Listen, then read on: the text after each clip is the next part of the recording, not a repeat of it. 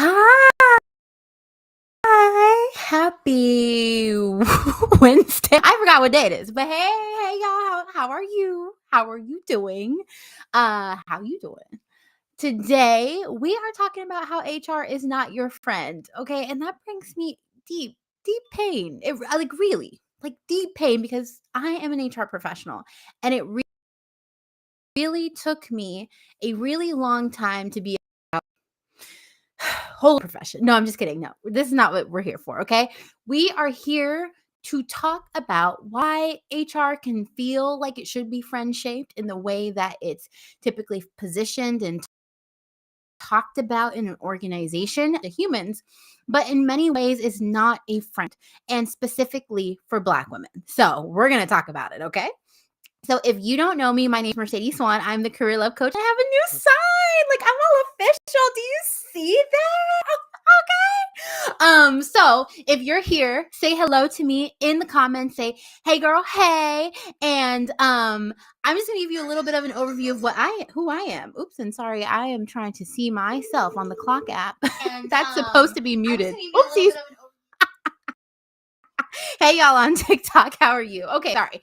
So if you're here, you don't know who I am. My name is Mercedes Swan, the career love coach, and I'm on a mission to build a community of Black women who are truly stepping boldly into their Black women bliss era. Okay, and that means creating a career, a business, and a lifestyle that we absolutely truly love. So if you're new here, I stream on weekdays, try and do every weekday at 6 a.m. for the clock out. Yes, this is my live stream. And we talk about trending topics, things that are going on, things that my community has talked about, content that I'm doing. And so a lot of the times in my content, especially when I talk about human resources, a conversation comes up, how HR, people, all of the above. And so I want to create a space where we can talk about what HR should do, the role of human resources, and how as a Black woman you can actually protect yourself by knowing a little bit more resources. Okay. So quickly again, say hello in the comments. Just say hey so I know you're here. Okay. Just say hey. You can also like or share this live if you feel like there's some friends in your life, a Black woman in professional love that you feel like needs to hear this. And if you're like, girl, I'm trying to do all these introductions, just give me a thumbs up if you have worked with HR before. Or if you haven't worked with HR, hey, purpose-minded woman, girl. Hey. If you haven't worked with HR at all, maybe you just don't trust HR, you don't mess with them. Give me a thumbs down if you've never talked to or interacted with HR. So thumbs up for I've worked with HR, thumbs down if I've never worked with HR. Okay. And remember to like and share this live. Okay. All right. Let's get into it. Okay. So, like I said, I'm going to be sharing my perspective as an ex HR professional, HR certified professional. Okay. And honestly, it was not until I became a career coach that I truly heard a lot of the true horror stories that Black women have when interacting with human resources.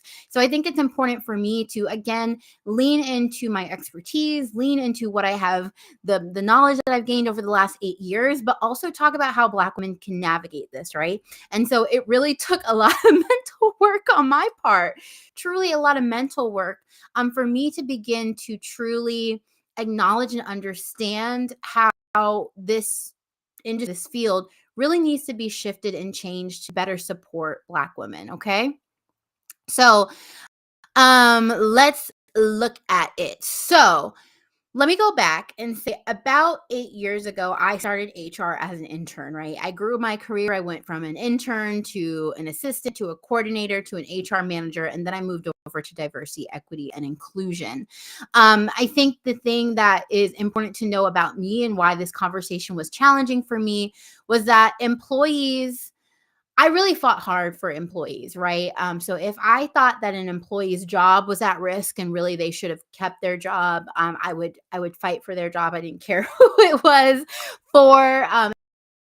It could have been the organization, and I'm saying that like that's not a joke. Like it could be the CEO of an organization. Like I was going to firm employees for what I knew was right. Like I very much have a justice bend in me, where I feel like if people aren't being treated right or done right, like I'm gonna listen. I'm gonna let people know, okay? I'm not playing with y'all.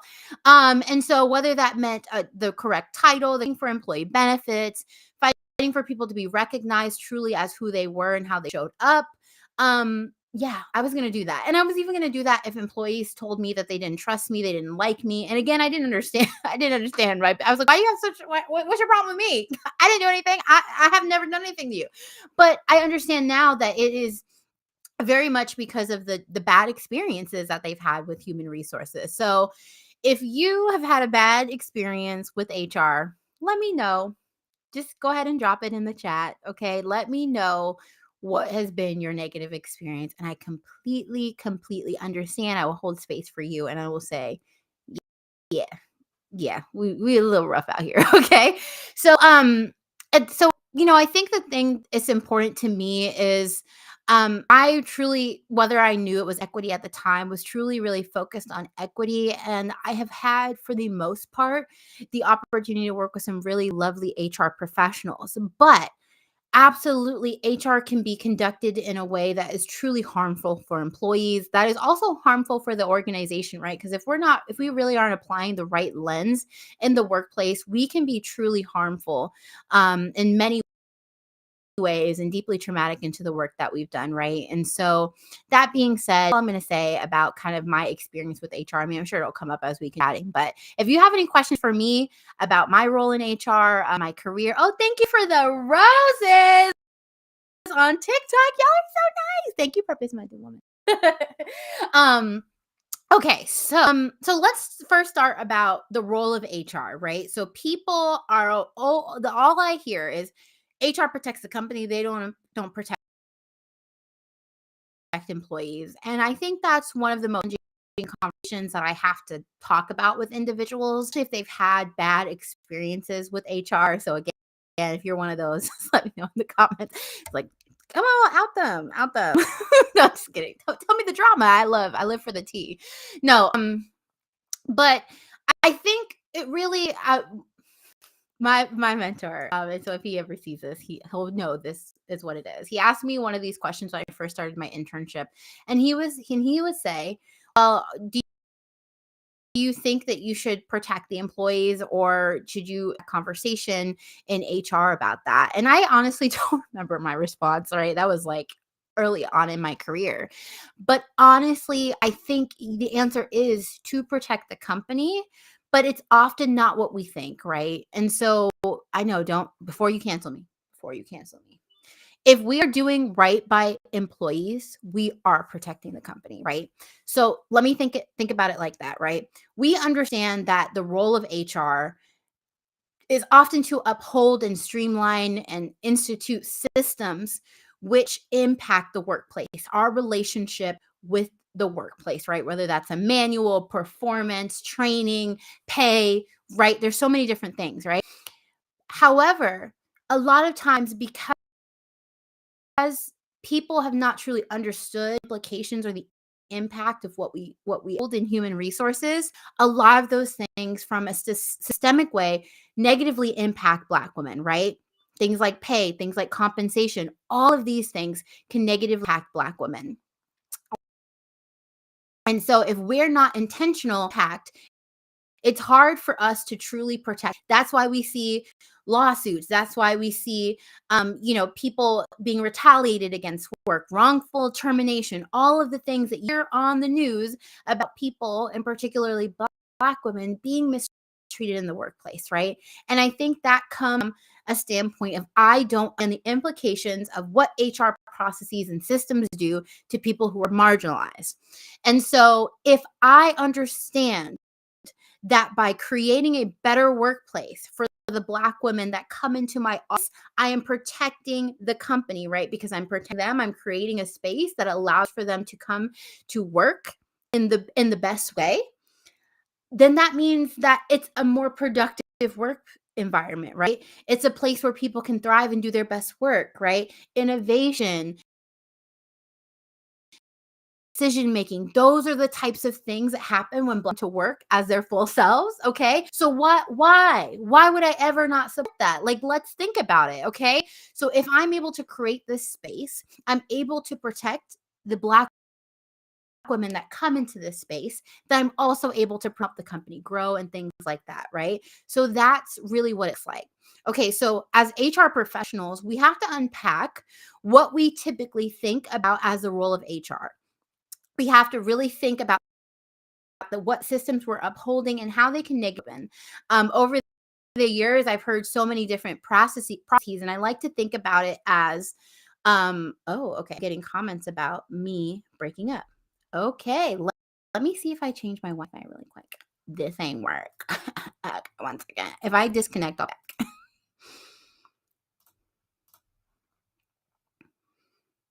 One second. Okay, sorry, y'all.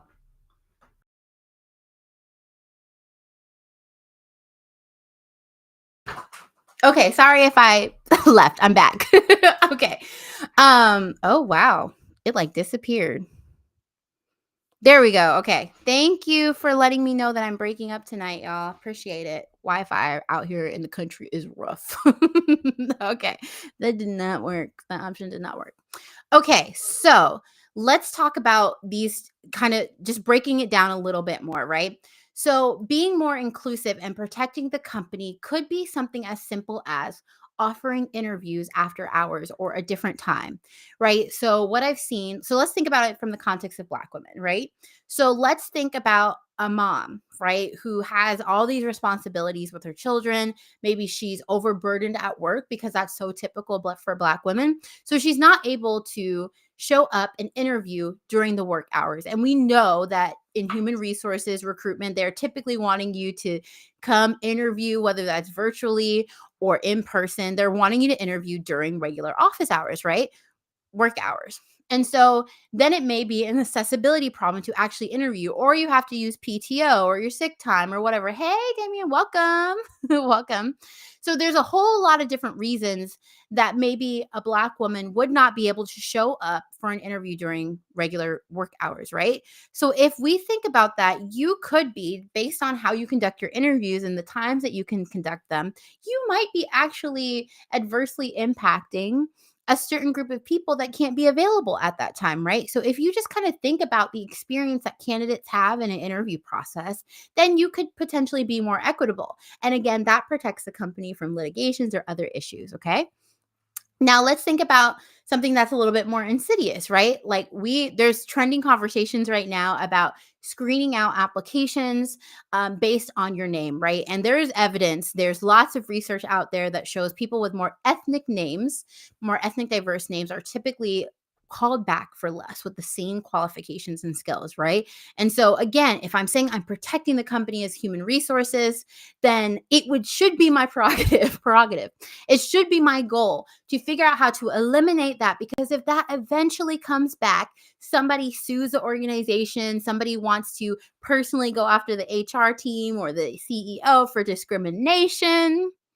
Okay. Okay. Issues. All right. So I think what's important here, and I think what's so important for us to start thinking about, not just like as human resources professionals, but also those that are interacting with HR and trying to figure out, like, is this a friendship shaped HR? Like, can I trust this HR team or not? Is whether or not they're upholding the status quo, right? Do you think this HR team does something a little bit different, or are they actually looking at new processes? Are they a little bit more forward thinking? Is the HR team diverse, right? These are the things that allow us to understand whether or not the organization is going to be a great place for Black women to work. Another thing is, are they advocates for employees? So are they people centered in the fact that they really care about how employees experience, work, how they experience showing up to work, their interactions with others, how inclusive the organization is.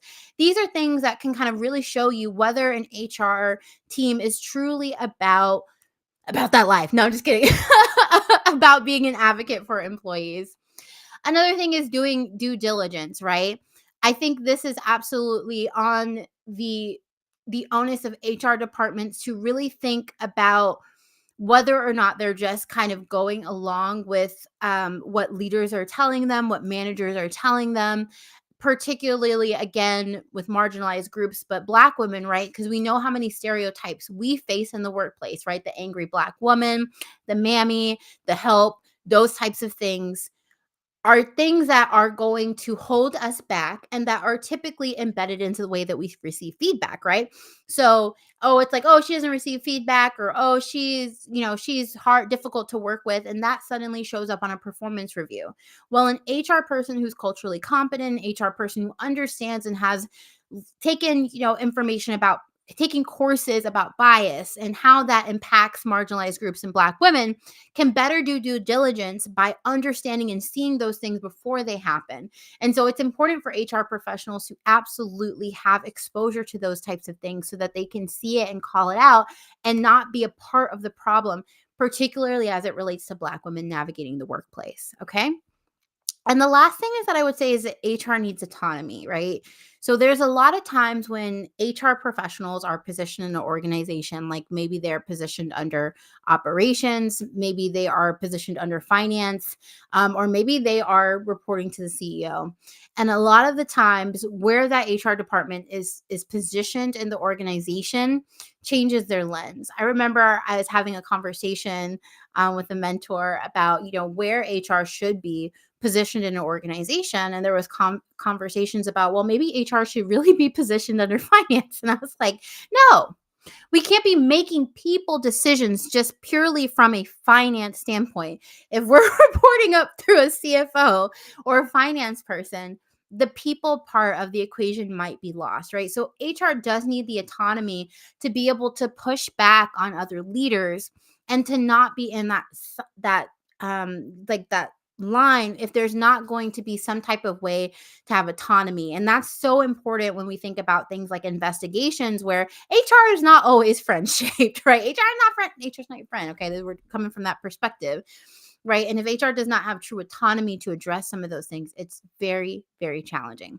Okay, so if you're here, I know I'm talking a lot about different HR topics that maybe you've intersected with. Like maybe you've had a performance improvement plan, maybe you've had a coaching conversation. I have a video on YouTube about performance improvement plans and things like that. So if you have any questions about human resources, let me know in the comments. I would love to hear a little bit more about what questions you have. I will try to get through as many as I can. Okay, so now we're going to get into applying this to what we need as Black women, right? So we've talked about, what the role of HR is. We talked about, how HR really needs to show up and how Black women can be better served by HR if these shifts and these changes and these focuses can be made. But as Black women, it is so important to know your rights, right? Our identity as a Black woman, as a woman, our intersectional identity as a Black woman is legally protected, right? Which means that we cannot be discriminated against, treated differently, have different outcomes, whether that's pay or promotion or hire, based on our protected class. So what that means is if you are discriminated against, well, one, it shouldn't happen, right? Because you're supposed to be protected from it, but we know that. We know that's not what happens. So that means that you do have legal recourse for that, right?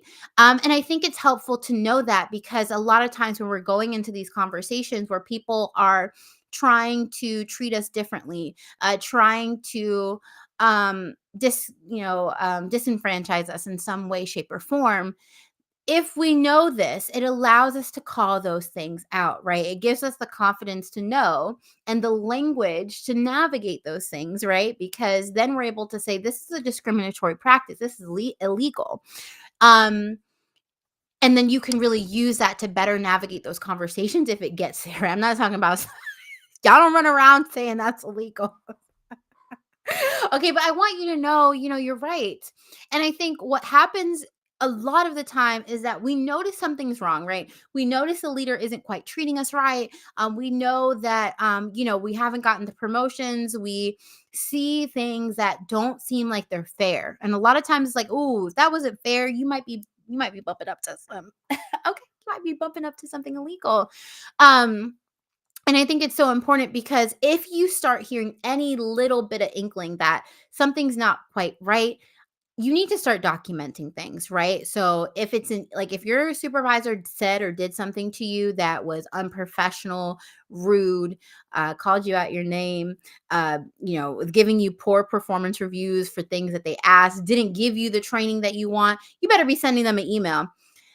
Thanks for the follow up for our check in. I appreciate the opportunity to talk to you. I understand that you have declined my ability to get training, to do this, to do this. We're not able to help me with that. Like, document those things, right? I'm not saying for you to, um, act outside of your character, right? There's always an opportunity for us to act outside of your character. I'm not saying that. I'm only saying that you can, but I think the extent to which we can document via email and writing via a formal process, the better that we are later on if there is something where they decide to let us go or there's retaliation, right? That's the type of stuff that's going to get us paid later. Okay. If they're going to do that, we need to get our bag. Okay. So, I think the next thing here for Black women is that we need to be clear and we need to be strategic, right? So if there is a time when we are being discriminated against, right? So let's give us this example of our supervisor is not promoting us, right? And you need to get clear, what are the requirements of getting this promotion? What can I do to be promoted? What are the expectations, right? Because if you are clear, then you can be strategic. So your supervisor said, these are the XYZ things that you need to be promoted, right? You do those things, you accomplish those things, but yet Susan across the hallway gets promoted for doing less than, right?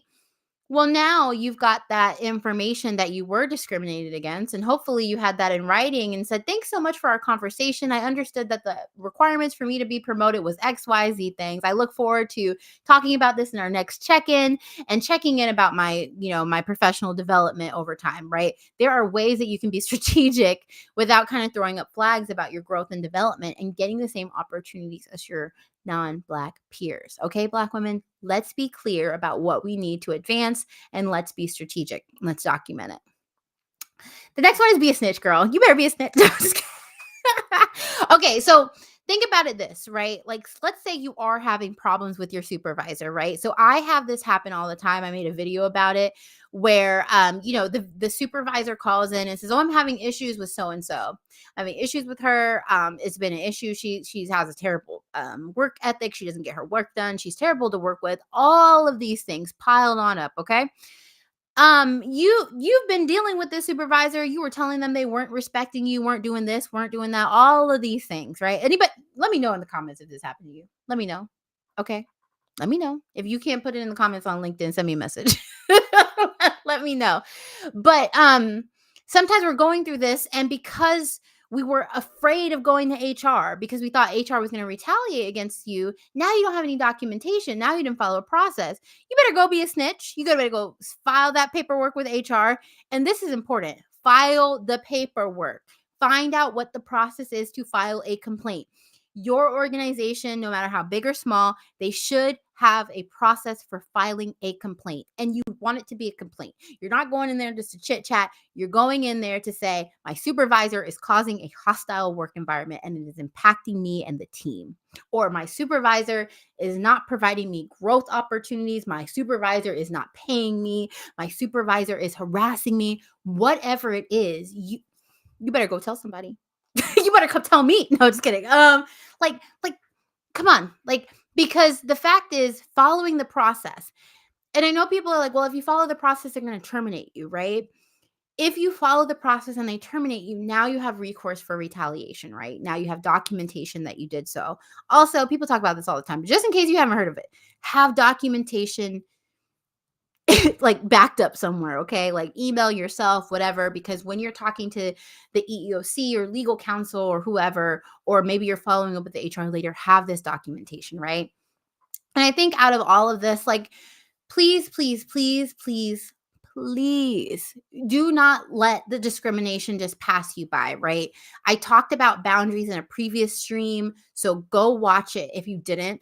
But the more that we allow the behavior to just be pushed under the rug or seem like we're okay with it, the more it will continue. And I know it seems hard because people are like, oh, well, then if I do that, then I'm not going to have a job. And I completely understand if you feel like, hey, I can't set that boundary, I can't have that conversation, it's going to negatively impact me in the workplace. I completely understand. And it's your personal decision of whether you want to do that. But for me, I'm going to call it out. I'm not going to be working in an organization that undervalues me and doesn't see me and doesn't respect me, at the very least. And I'm definitely not going to be in an organization that's going to um, discriminate against me, right? So we will have this conversation. I'm a snitch on you. I mean, I guess I could before I snitch to myself. I'm a snitch to myself. I'm in HR. Okay. All right. So any questions about that? I have a short live because I have a call today. Girl, it's back to busy. Okay. But this is going to be a short live. But very quickly, please let me know if you have any questions that you really urgently want me to go through. I'm going to go look at my chat. So while you all are thinking of any questions that you might have, I really want to invite you to join me to my launch party. Woo! It's right here. Join me for my launch party. I just quit my job. I am relaunching my career love community for Black women. Okay, it's going to be a vibe. It's going to be fun. I am telling you a little bit about my journey. I'm telling you about this community that I'm building. Honestly, I just have the sweetest, most amazing, kind, passionate, driven Black women in this community. And I'm just so thankful and excited to work with them. And I have about 30 of you already. And I just started promoting like a couple days ago. So 30 of you already are joining me for my launch party. So if you want to join me, go ahead and scan that QR code. If you can't scan this URL code because you are on your phone, then you'll want to go either to my website or you can go to the link in my profile to get registered right here. Join me for lots of fun and all the educational content that I'm going to be teaching about how I built a successful career, began to build wealth, and come to a place of financial freedom so that I could exit my 9 to 5 and start to build this beautiful business that I love getting to show up each day and do these live streams and educate and just be in my Black Woman Bliss era. Okay. So join me for the launch party. And also, if you would prefer, oops, over here now, if you would prefer to talk with me one-on-one, you can also schedule a call here. Or again, in my profile, you can schedule a call. Okay. So, I always like to, I don't see any questions yet. If you watch this later, put the questions here. I will always answer them as I can, or I'll create content about it. So let me know. I'll always do a live stream, whatever. Oh, let you see my face. Okay. So as you leave this call, as I have 3 minutes before I gotta go, I'm also gonna say I'm gonna change this over here so you can join my launch party over here too. Um, I want you to take one step to protect yourself at work, right? If you have a supervisor that is in some way discriminating against you, harassing you, is creating a workplace that's not inclusive, that you don't feel safe, you either need to start to have those conversations with your supervisor if you feel comfortable, another leader in your reporting line, or even HR, right? And I would say that if you are going to take the step to say this is an actual complaint, this is an incident, this is something that rises to that occasion, then I want you to go ahead and make sure that you look up pull your documentation together before this happens, because they may launch an investigation based on what you share. And also make sure that you review your company policies, right? So do they have a process for submitting this complaint? What do they ask? Where do they ask you to go? Make sure you know the process and find out as much about it as you can so that you're able to advocate for yourself and you have more information, right? And a good HR team, a good HR department is absolutely going to do a thorough investigation on this, right? And hopefully they're culturally competent enough to understand how to truly conduct that in a way that understands, respects, and knows the struggles of Black women, right? And of course, that is why it's important to have Black women in human resources and leadership. So if you're here, I want you to post your number one takeaway. What did you leave this conversation learning, understanding more? Let me know in the comments. You can do that now. You can do that later. And as we get to the end of this time for my stream, I want to thank you so much for joining me today. I know this one was a little bit shorter, but I hope that you find it helpful. And my next stream will be on Friday, because your girl always forgets to block her calendar, okay? I do. I'm so sorry. It's okay. It should be good now because it's blocked. It's really blocked now, but it wasn't blocked. So, join me on Friday, and then of course all of next week, for more live streams about topics that and key topics that impact how Black women show up, are treated, and can navigate the workplace in their full Black woman bliss. Join me for my live party. Share this with a friend, tag them. Make sure to get this all around. Oops, sorry. The mic. Make sure to get this content all around. And I will see you for the clock out on Friday, where I'm talking all about how I quit my job. I know it's going to be some tea. Let's go. All right. I'll see you all later. Bye.